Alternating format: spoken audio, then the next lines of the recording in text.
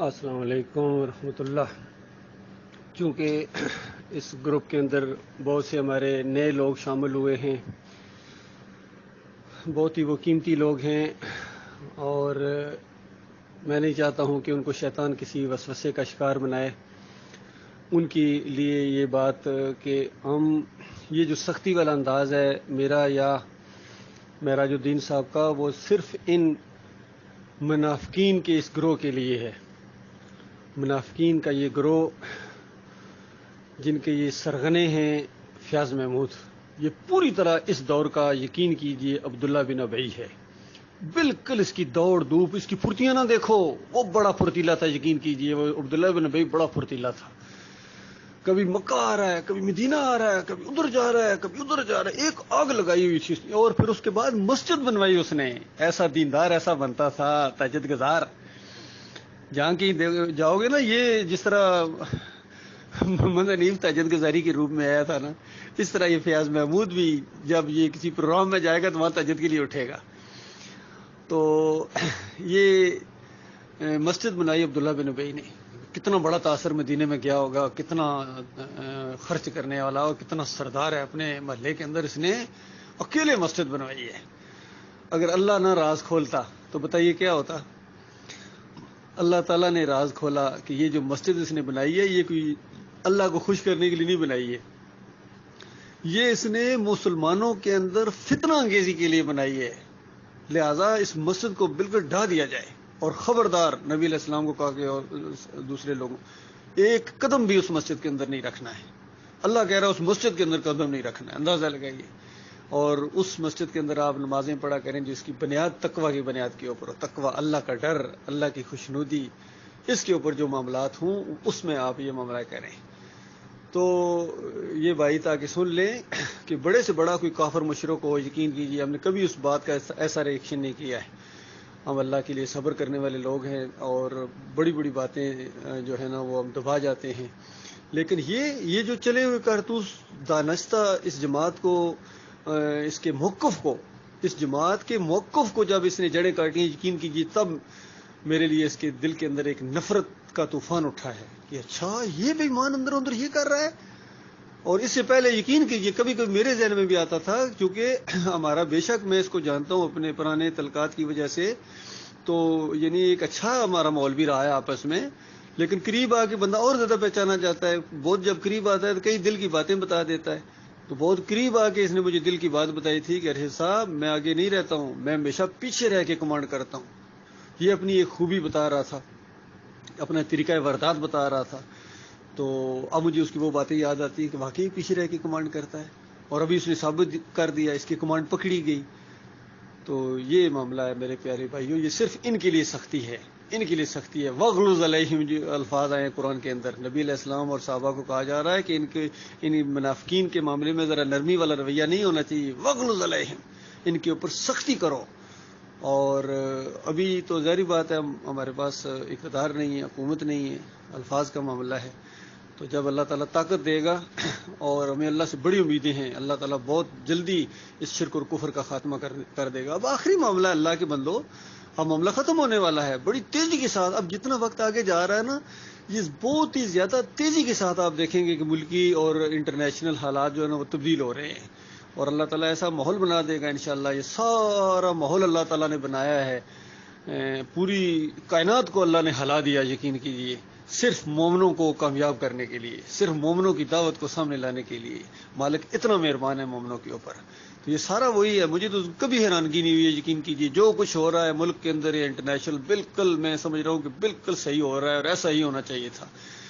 توحید کی دعوت انشاءاللہ آگے آئے گی، یہ غلبہ پکڑے گی، کفر و شرک کا جنازہ اٹھے گا، اور یہ منافق لوگ، ان کو تو پہلے ہی پتہ چل جائے گا ہماری خیر نہیں ہے، یا یہ خودکشی کر لیں گے، یا یہ سمندر میں یا دریاؤں میں چھلانگ لگا لیں گے، کنویں میں چھلانگ لگا دیں گے، ان کو پتہ ہماری خیر نہیں ہے۔ بالکل اسی طرح کا ماحول بنے گا جب فتح مکہ ہوا تو باغے ہیں، چیخے ہیں یہ بڑے بڑے ادھر سے ادھر، اور ایک بندے نے تو چیخ کے آ کے جناب اپنی جان بچانے کے لیے بیت اللہ کی چادر کو پکڑ لیا۔ اندازہ لگائیے جس طرح بیت اللہ کی چادر کو پکڑ کے بندہ تھوڑا سا اوپر ہو جاتا ہے۔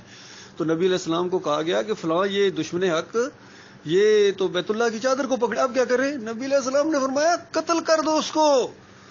اس طرح انتقام لیا جاتا ہے، تو یہ معاملہ ہے. اسی طرح وہ ابو سفیان بھی وہ تو بخیر ایمان لے آئے تھے, تو وہ ذرا جب نبی علیہ السلام نے ان کی طرف توجہ نہیں دی اس کے بعد بھی منہ پھیر لیا, تو کہتے ہیں ٹھیک ہے اگر اللہ کے رسول ہی میری طرف نہیں دیکھ رہے تو میں کیا کروں, میں مکے میں نہیں رہا, میں جا رہا ہوں. تو پھر نبی علیہ السلام نے اس کی طرف توجہ کی ہے. باقی اکرمہ جان چکے تھے کتنی زیادہ مخالفتیں کی ہیں, وہ بھاگے ہیں, وہ تو کشتی میں جا کے بیٹھے ہیں, وہ دوسرے علاقے میں جا رہے تھے کہ میری اب یہاں مکہ میں اس سرزمین میں میری گنجائش نہیں ہے. تو راستے میں طوفان آ گیا, طوفان آیا تو یا لات بابا یا منات بابا کو پکارا. تو جو ملا تھا نا اس نے کہا لگتا ہے کبھی سفر نہیں کیے ہیں, یہ ان طوفانوں سے تمہارا سابقہ نہیں پڑا ہے, یہ وہ والا طوفان نہیں ہے جو لات اور منات کی رینج میں ہو, یہ معاملہ آگے چلا گیا ہے, اب اگر جان بچانی ہے تو اوپر والے کو پکارو. تو ایک دم وہ رگ پھڑکی اندر سے, کہا اچھا اوپر والا, اگر یہاں اوپر والا تو پھر خشکی وہ اوپر والا کیوں نہیں, جھگڑا کیا ہمارا محمد صلی اللہ علیہ وآلہ وسلم کے ساتھ, جھگڑا ہی کوئی نہیں. تو پھر اللہ سے دعا کی یا اللہ اگر تو نے مجھے ایک موقع دے دیا. وہ مخلص تھے, جب جان پر آ کے بنی وہ مخلص تھے اور واپس آئے ہیں, اللہ نے ان کو موقع دیا ہے اور اس کے بعد مسلمان ہو گئے. اور اس کے بعد ایسا شیروں کا شیر تھا کہ جس جنگ میں گیا ہے اللہ کا وہ بندہ, اور ایک جنگ کے اندر بہت زیادہ مسلمانوں کو جو ہو رہی تھی نقصان ہو رہا تھا اور ایسے محسوس ہوتا تھا ذرا پیچھے ہٹ رہے ہیں, کمزوری آ رہی ہے, بہت بڑے لشکر کے ساتھ سابقہ پڑ گیا تھا. تو یہ اکرمہ کھڑے ہو گئے, کہتے ہیں یہ میں جب مسلمانوں تمہارے خلاف پیغمبر کے خلاف جب میں لڑ رہا تھا میں اس وقت پیچھے نہیں ہٹاؤں, تو اب یہ تو کافر و مشرکوں کے خلاف میں لڑ رہے ہوں, کون ہے جو موت کے اوپر بیعت کرتا ہے, موت کے اوپر موت ہوتا ہے ہم ایسا حملہ کریں گے کہ بس یقینی موت کے منہ میں گویا جا رہے ہیں, تو اس کے لیے جو تیار ہوتا ہے آ جاؤ.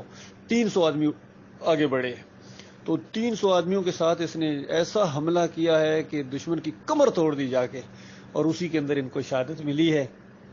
اور اسی کے اندر وہ واقعہ پیش آیا تھا کہ ایک صاحب ہیں وہ شہید ہو رہے تھے, چونکہ جب خون نکلتا ہے زخمی ہوتا ہے, جب خون نکلتا ہے تو سخت پیاس لگتی ہے, شدت کی پیاس لگتی ہے. تو اس وقت اس نے کہا پانی, تو ایک بندے اس کی طرف پانی کی طرف بڑھے, ایک اور آواز آئی پانی.